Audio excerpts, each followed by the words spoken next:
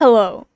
I forgot to link this YouTube channel in my last entry, so I'm really sorry about that. I put it just now. I just now put it. I genuinely forgot.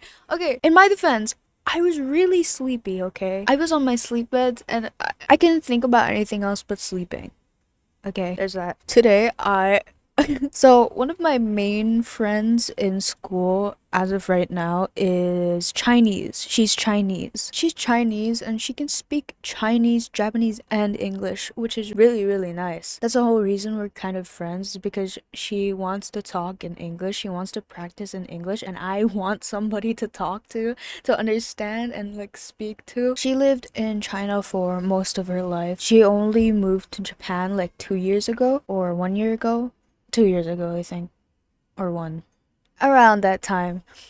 And we were talking about like the differences in culture and like Chinese schools, Japanese schools, and Filipino schools for because I'm from the Philippines. I randomly remembered how in the Philippines, since in every school except probably America, in every school it's disrespectful to like swear or like do the middle finger, do any sort of bad stuff. It's bad. If a teacher sees you doing that, you're gonna get in trouble, or at least in the Philippines. I remember how us as kids, when we were still immature and young, to bypass that like whole getting in trouble because you were caught doing something bad thing, we would do the quote unquote Chinese middle finger, or the Chinese bad finger, which is this.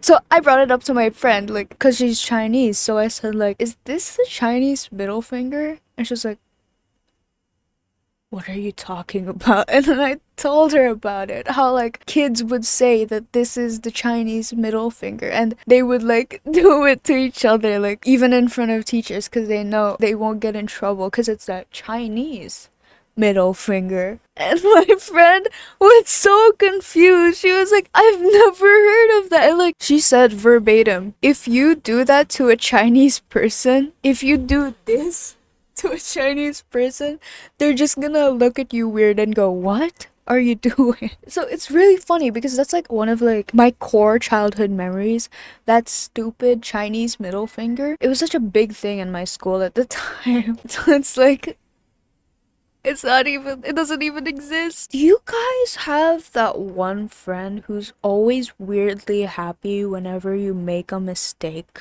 Because I do. The thing with me, right? Nowadays, I cut off my friends that I notice are mistreating me or like are not good for me or is just friends with me because I don't know, they want to make fun of me. Just friends with me for bad intentions, nothing good. Is friends with me for their own benefit, stuff like that. Like, if I know someone is not a true friend, I'd cut them off. But I can't cut off this friend because I barely have any friends here in Japan, especially in my school. I can't cut her off because she introduced me to most of my friends here in Japan. So it would be really mean if with the time we have left, which is like 2 months, basically. It's like it's only 2 more months. So I'm thinking like after 2 months, I'll probably never talk to her ever again. That being said, why would I want to cut her off in the first place? She is always so weirdly competitive with me. There's a memo I'm not getting. Whenever I make mistakes, she has this big smile on her face and she's always like, you made a mistake. And it's not like the teasing way. I toned that right. She was like, you made a mistake. Like, yeah, why are you happy about it? And I can't say it the exact way she says it, but it's not in a teasing way. It's not in a teasing friend joke type of way. There's like actual like venom in her words. She is so happy every time I make a mistake. And even if it's like a mistake I didn't even realize, she makes sure that I know about it. Or if it's a mistake that actually genuinely upset me. That's another thing. She can never read the room. Not even with just me. My other friend, who she introduced me to, who is now my best friend in the school, the Chinese girl, that girl hates her. But she can't tell. She just can't tell. She can't read the room ever. And you know what?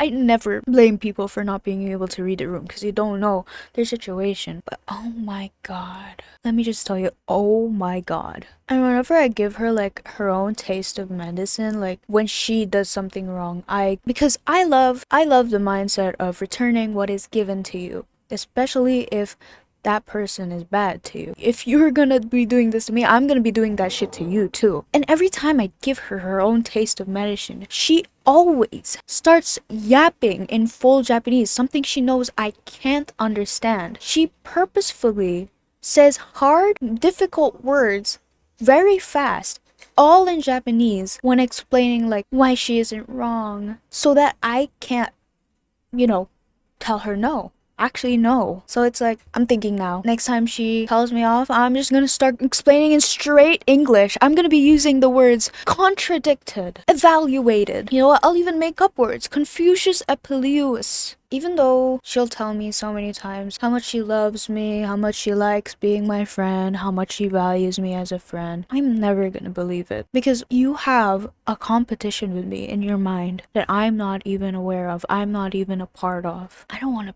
be like that with you. I just want to be your friend, but you can't do that.